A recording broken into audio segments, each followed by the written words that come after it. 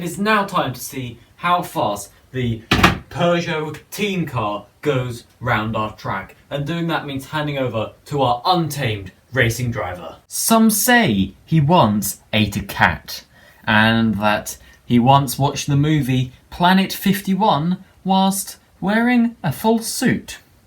All we know is he's called the Stog. Alrighty, here he comes now, going for the flying lap. This car has been around the track before, however since then we have worked on it to reduce the weight and also make it slightly more powerful as it goes around the first corner, holds it very nicely through there as he's then just going to quickly gain speed and fly off down this straight. Look at the speed of this. It almost doesn't look realistic with the speed it's going at. It looks sped up, but I assure you it's not now as he comes down for the wibbles. That was nice through there. I mean, just look at that. It's sort of going at the speed where it's too quick to commentate on. It's going that quick. Okay, and the big boy, he was completely fine through there. Is he coming up through the dip to the green death? He slows it down a little bit as to not go off, but he still goes off anyway.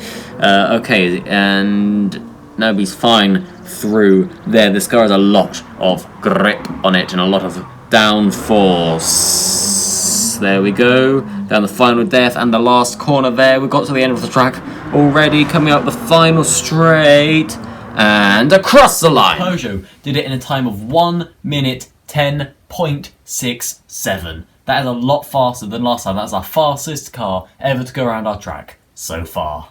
It is now time to see how fast the Golf GTI goes round our track, and doing that means handing over to our untamed racing driver. Some say he once had sexual intercourse with a dog, and that once he met Vladimir Putin and told him just how much of a twat he really is. All we know is he's called the Stog. And here comes the Golf, going for the flying lap, the same as every other car is doing for the Stog series.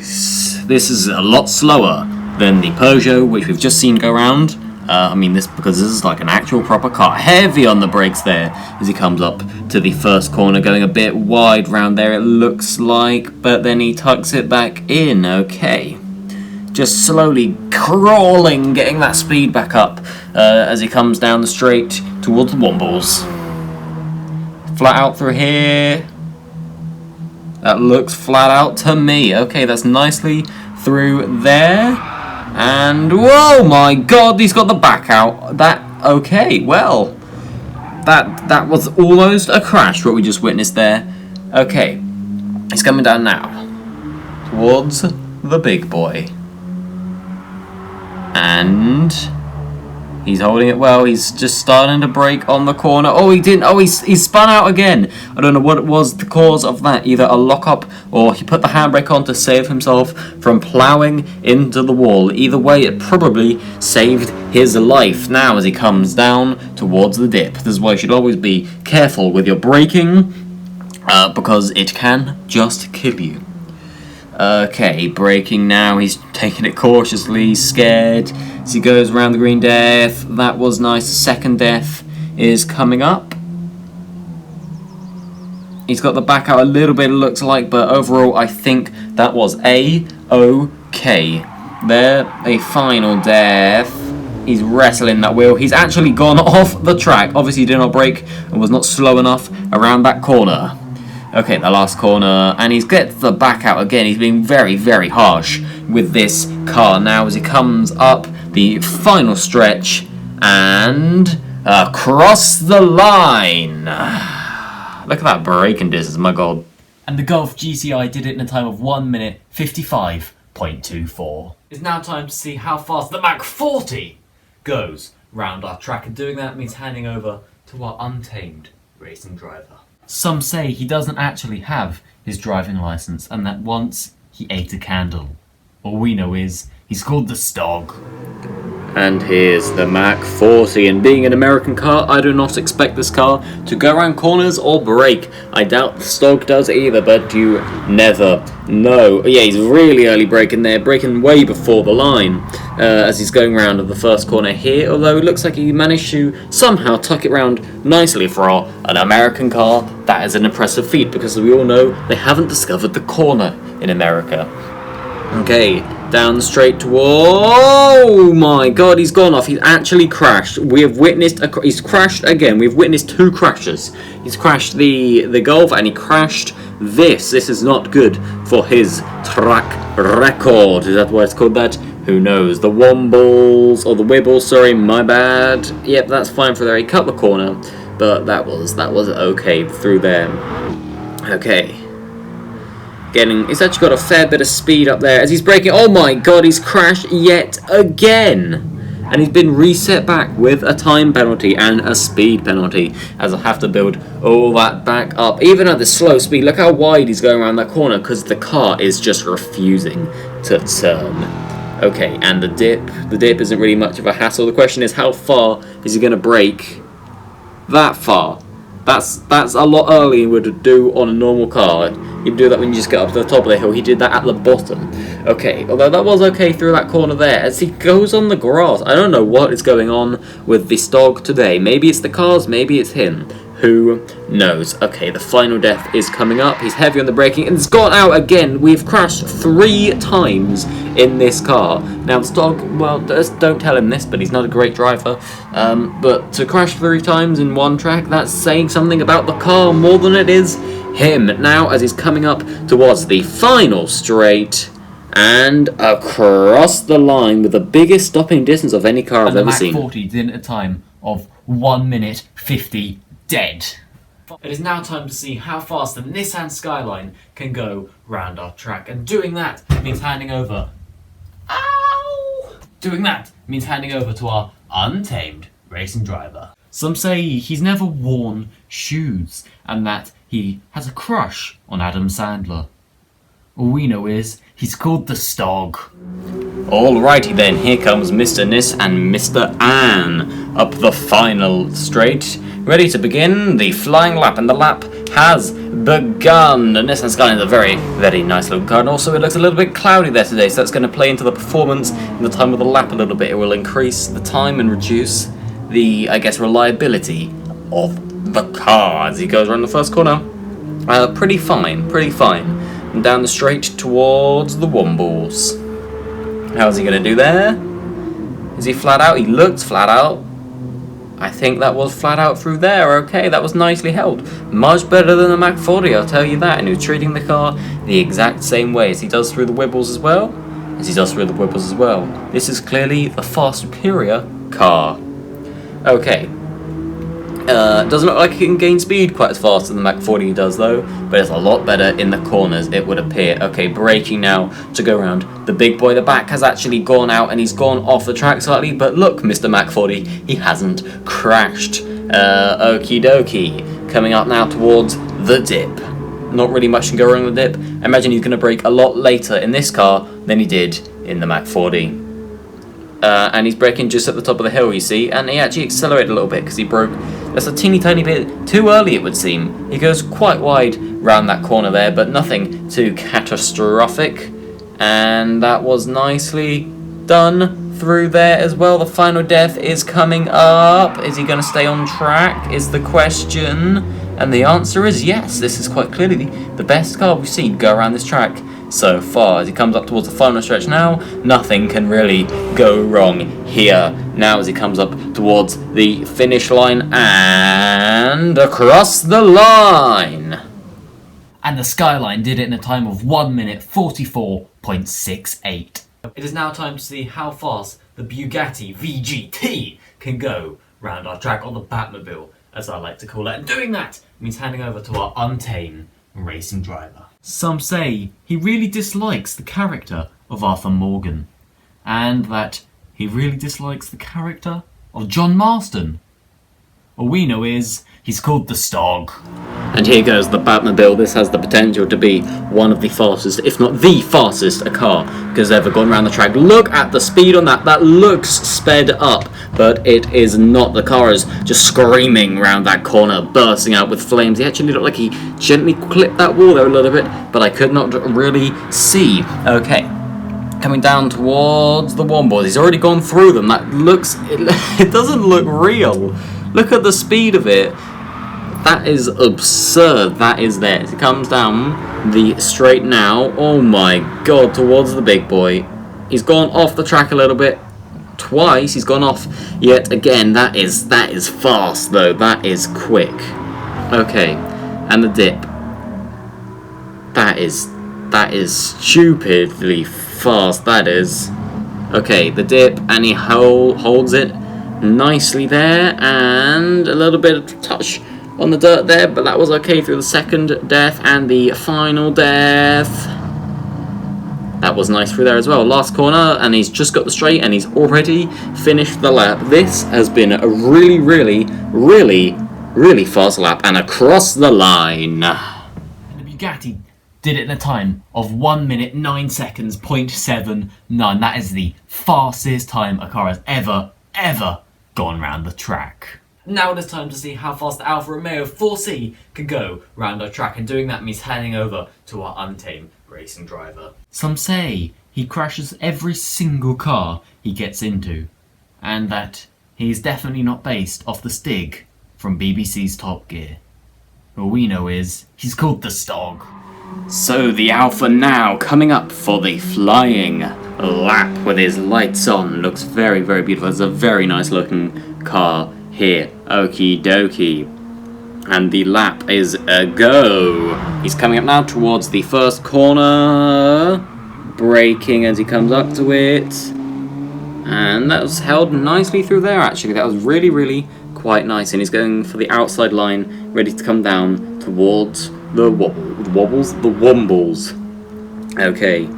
He's got a fair whack of speed there. Flat out through here. Flat out through here, as we recommend. Okay, and that was nice down there towards the Wibbles now. He goes wide on the first Wibble, and the dirt clips and makes him spin. Oh no, this is not good for the Alfa. A very good looking, a very fast car, betrayed by nature. Now, okay, he's coming down the straight towards the big boy. How is he going to hold it through here is the real question. Oh, he's actually gone off, not quite braking heavy enough, approaching that corner. That is again going to affect the time of this beautiful car. Okay, the dip, not much can go wrong here, just needs to be prepared, ready on the brakes for the green death. Is he going to be prepared on the brakes? He's braking heavily there, and he broke in time, so the brakes on this car are obviously good. It's just the Stog messing up, as per usual. Okay, and the second death. That was nice through the second death as well. Coming up now towards the final death. The headlights glaring and blaring, and I don't know what I'm saying, because that was nicely through that corner. And the final corner now towards the straight. He got the back out a little bit there, I think. Maybe just a clip on the dirt. But he's coming up now towards the final straight. And that is the lap completed. And the Alfa Romeo 4C did it in a time of... I've got it here. 1 minute 51.07. It is now time to see how fast the Mustang GT can go around the track. Doing that means handing over to our untamed racing driver. Some say he's never seen a stick, and that he eats baby ducklings. All we know is he's called the Stog. Alright, here comes the US of A down the straight now, and again, being an American car, is it going to actually work, or is it going to kill him? Who knows? Probably a mixture of the two. It's going to be fast, not be able to stop. That's how they usually go. Okay, heavy on the brakes now, the first corner, he held that nicely through there. A little bit on the dirt as he just goes around the corner, although the speed, the acceleration, doesn't look particularly great on this car, although he has got a lot of speed up there, and he's going flat out in an American car around there. That's very, very dangerous, but it looked like it worked out for him. Okie dokie. Oh, that's wide, and he got a lot of tyre smoke spewing out there as he goes off the track a little bit, but it was not as catastrophic as what happened to the Alfa, or the Mach 40 for that fact. Okay, coming up to the big boy now, where he had his first properly massive crash in the Mach 40. Is he going to do the same? He's getting some tyre smoke and a bit of the back is going out, but he did not go off the track. Okie dokie. Right, he's now coming up the stretch with the dip towards the green death. The question is he going to brake early again? Because the brakes are not to be trusted. He broke a little bit early there, I think, just as he was on the peak of the hill, although he actually accelerated a little bit before he got to the corner. So he didn't need to brake that heavy or that early.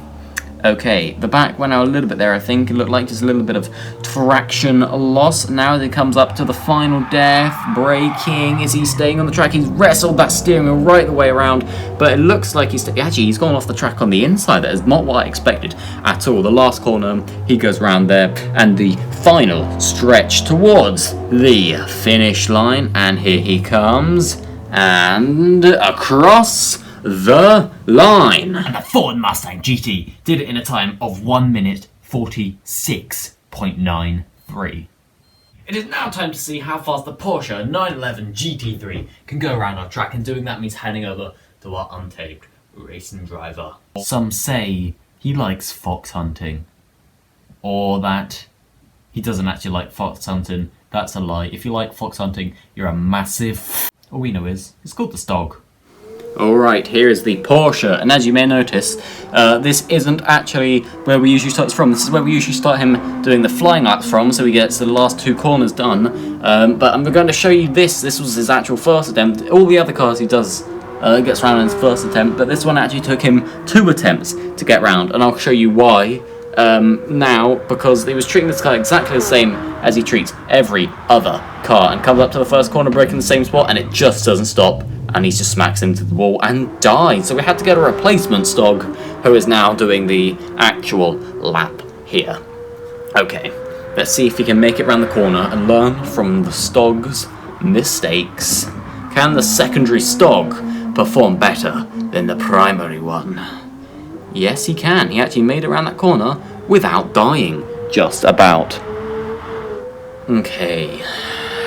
The Wibble's coming up. He's gone off the track. Maybe he didn't. He's actually spun it. He did not learn from the original Stog at all. He's just slowly driving along there as he's checking himself injuries, no doubt, as well as the car. Okay, he's gone off again. I don't know. This is some Poundland Stog right here. We need to get a secondary replacement on this one, and then we need to get a tertiary Stog up in here. Okay, he's coming up now towards the big boy. How is he going to manage? He's gone off again. This Stog is just worse than the first one. The first one died for you, my friend. Perhaps you could be a little bit better round here. Okay, he's coming up now through the dip and towards the green death. And now he's learned his lesson. Hopefully brake early. Braking early. There we go. He's braking still on the way up the hill. Although that might have been slightly too early, because it looks like he was accelerating a little bit as he went towards the corner. Okay, and this... Whoa, that was nice for the second death as well. Actually, that wasn't half bad. And the final death, he's got the back out, the tyres squealing, but he manages to hook it round. And the last corner, now he goes around there, bit wide round there, but nothing too terrible. He's coming up the final straight, and he goes across the line. And the Porsche did it in a time of 1 minute 43.97. It is now time to see how fast the Lamborghini Aventador LP700-4 can go around the track, and doing that means handing over to our untamed racing driver. Some say he's never seen Alvin and the Chipmunks, and that the 5th Ice Age movie is his favourite. All we know is, it's bright out there. And he's called the Stog. Alright, we have revived the original Stog, and this Lamborghini wasn't actually originally going to go round. We were just sending this round, as practice, a reward. We're saying well done, getting all that well done for not dying. But as you'll be able to see as he approaches this corner here, we did a bit of weight reduction, and whenever he accelerates and whenever he brakes, it's really apparent because the engine's just so powerful. It's such a powerful car, and because we've lightened it so much, it's just about to fly off. It looks like any second it could literally just fly off into the sky. He does appear to have gone off there. I literally don't know why, because he's got some pretty nice brakes on this bad boy. Okay, but that was okay through there, given the crash he just had. They're judging him by that standards. That was nicely through there. Coming up now towards the big boy. It looks like he's actually broken one of the lights. We best not tell Mr. Lamborghini about that because he will have us. But that was actually nice through the big boy. That was a good corner. That was, I think, going round. Yeah, okay. Well, that was fine.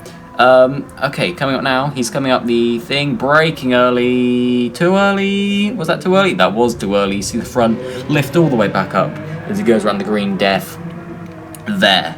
Okay, and the second death, he goes wide through there. That should not have been that wide. The final death, the front of the car barely missing the ground as he goes around there, and he actually gets on the dirt for the final corner. Really wide around the final corner. He goes, almost crashes into the bollard, and oh my god, he's nearly taken out the cameraman and crashed into the pits now as it's coming up towards the final straight and across the line. Look at that braking. And the Lamborghini did it in a time of 1 minute 32.02.